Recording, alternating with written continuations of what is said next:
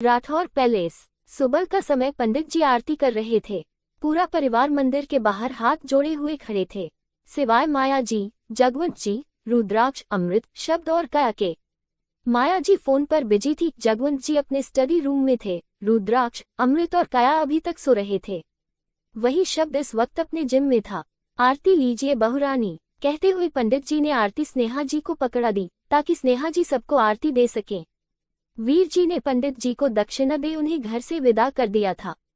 सबको आरती देने के बाद स्नेहा जी आरती की थाल मंदिर में रखी और फिर जाकर आशा जी के पैर छू लिए। आशा जी भी खुशी खुशी उन्हें अपने हृदय से लगा लिया। फिर वो सभी नाश्ता करने के लिए डाइनिंग एरिया में जा ही रहे थे कि तभी उन सबको राहुल आता दिखा।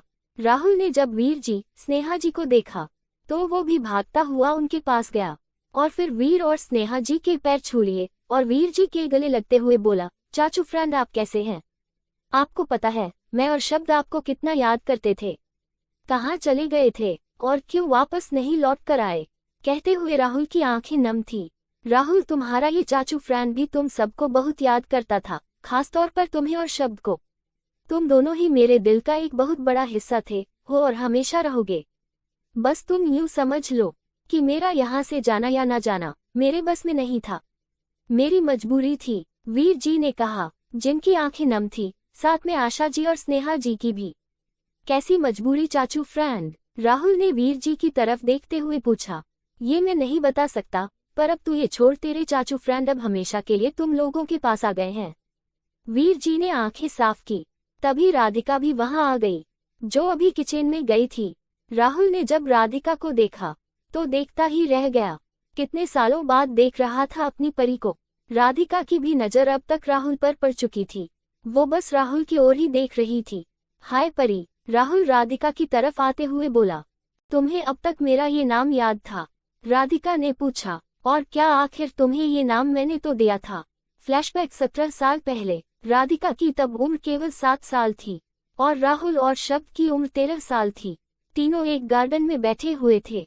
स्नेहा जी, आशा जी दोनों उसी गार्डन में पिकनिक मनाने आई हुई थी और दोनों ही वहां बैठकर प्लेट में सबके लिए नाश्ता लगा रही थी। वीर जी, जगवंत जी अमृत को लेकर बाहर गए हुए थे क्योंकि वो बहुत ज्यादा रो रहा था, क्योंकि शब्द ने उसे मारा था। इसलिए वीर जी और जगवंत जी उसका मन बहलाने के लिए उसे बाहर ले गए थे। और वही माया जी, आशा जी और स्नेहा जी से थोड़ी ही दूरी पर एक झूले पर अपने 11 साल के रुद्राक्ष के साथ में बैठी थी। गोद में उनकी 5 साल की काया थी, जिन्हें वो सुला रही थी। शब्द, राधिका और राहुल तीनों गार्डन में हरी घास पर बैठे हुए थे। चूंकि वो तीनों ही खेलते खेलते काफी थक गए थे तो सुस्ता रहे थे। शब्द को बहुत जोर से प्यास लगी हुई थी, इसलिए वो उन दोनों को वहां छोड़ अपनी चाची माँ के पास पानी पीने चला गया था। राधिका वहीं बैठी बैठी घास तोड़ तोड़ कर फेंक रही थी और राहुल उसे बस प्यार से देख रहा था। परी, राहुल अचानक से बोला, जिसे राधिका सुन चिन्ह पड़ी। क्या कहा तुमने? राधिका ने राहुल की तरह पूछा। परी, क्योंकि तुम बिल्कुल परी हो, मेरी परी। अच्छा, क्या मैं तुम्हें परी बुला सकता हूँ?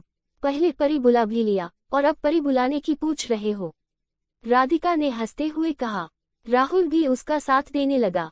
Flashback and. राहुल तुम? राधिका ने भी राहुल की तरफ देखते हुए कहा।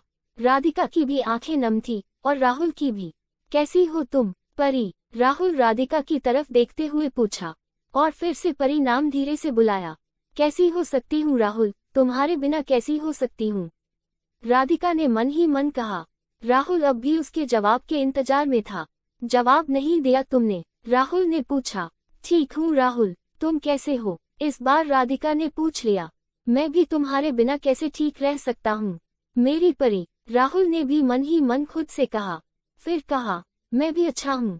शब्द ने भी राहुल को देखा, जो अभी जिम से ही आ रहा था। राहुल तू चल, अच्छा ही है तू आ गया, चल मेरे साथ, शब्द बोला और उसे अपने साथ ले जाने लगा। राहुल ने एक बार फिर पलटकर राधिका की तरफ देखा। राधिका भी उसे ही देख रही थी। फिर पलटकर राहुल वहां से चला गया। राधिका अपनी आंखों में रुके आंसू छिपाते हुए अपने कमरे की तरफ चली गई। राधिका, स्नेहा जी ने आवाज, लेकिन तब तक राधिका वहां से जा चुकी थी। स्नेहा जी ने जब उसे जाते हुए देखा तब वीर जी और आशा जी की तरफ देखकर बोली, आइए मैं आप दोनों को नाश्ता सर्व कर देती हूँ, कहकर तीनों डाइनिंग एरिया में चले गए। राहुल और शब्द के कमरे में बने स्टडी रूम में थे। दोनों किसी प्रोजेक्ट के ऊपर डिस्कस कर रहे थे।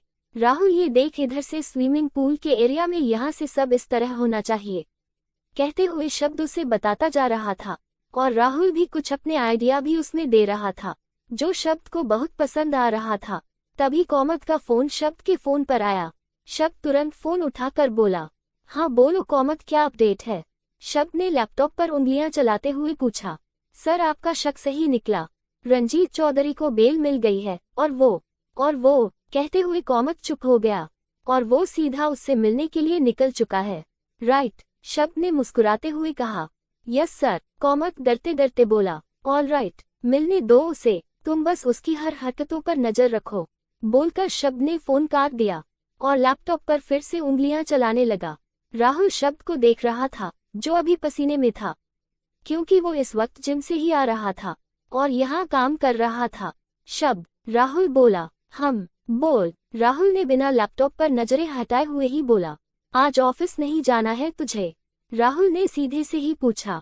राहुल के पूछते ही उसे इशिका की याद आ गई, क्योंकि कल गिरने की वजह से उसे चोट लग गई थी और शब्द ने खुद उसे ऑफिस आने के लिए मना किया था। क्या सोच रहा है? राहुल ने शब्द को सोचते देखा। वो मेरी तबीयत कुछ ठीक नहीं है, इसलिए आज मैं ऑफिस नहीं जाऊंगा।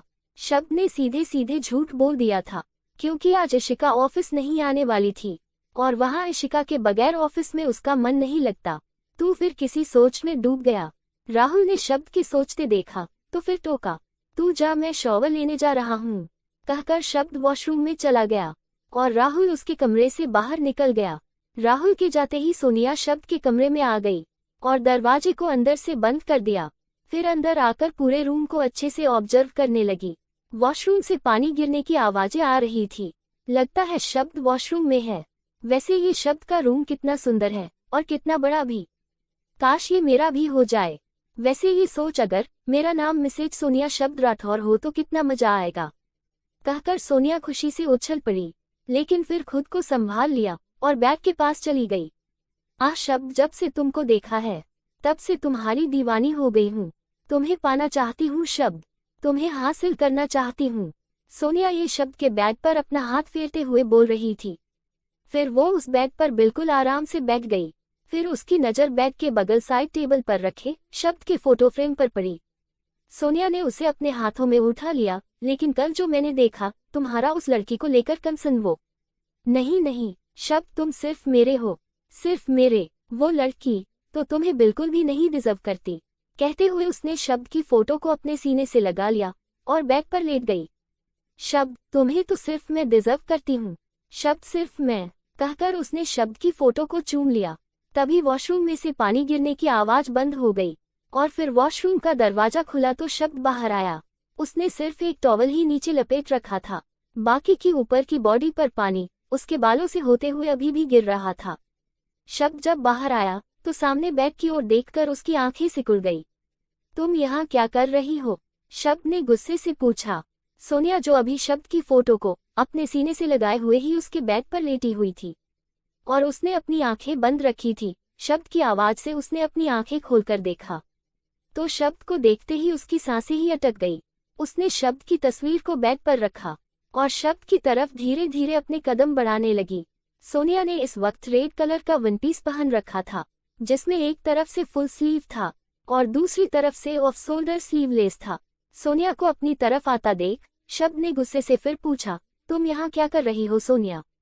सोनी। शब्द, तुम मुझे सोनी बुलाओ तो मुझे ज्यादा पसंद आएगा। सोनिया ने शब्द की एकदम नजदीक आकर उसके कान के पास में आते हुए फुसफुसाकर कहा। सोनिया का एक हाथ शब्द के एक शोल्डर पर था और दूसरा हाथ वो उसके चेहरे के पास ले जा रही थी, लेकिन शब्द ने उस हाथ को पकड़ लिया और गुस्से से उसकी तरफ देखते हुए बोला, आउट। लेकिन सोनिया ने जैसे सुना ही नहीं। I said get out. इस बार शब्द की आवाज तेज थी तो सोनिया भी गुस्से से उसके कमरे से बाहर निकल गई। उसके जाते ही शब्द ने बैग की तरफ देखा। उसने गुस्से में उस बैग पर आग लगा दी और अपने कमरे से अपने कपड़े लेकर निकल गया। शब्द के जाते ही सोनिया वापस कमरे में आई तो देखा शब्द के बैग पर आग लगी हुई थी। उसे समझते देर नहीं लगी कि शब्द ने ये क्यों किया। इसलिए वो गुस्से से अपने कमरे में चली गई। जारी है। लेखिका प्रियंका गुप्ता। आज की कहानी आपको कैसी लगी कमेंट करके जरूर बताइएगा। तो मिलते हैं अगले भाग में। यही है। और मेरी कहानी को आगे पढ़ना और सुनना चाहते हैं तो मेरे चैनल को लाइक करें, कमेंट करें आज ही और अभी सब्सक्राइब करें और मेरे चैनल को ज़्यादा से ज़्यादा शेयर करें। Thank you for watching this video.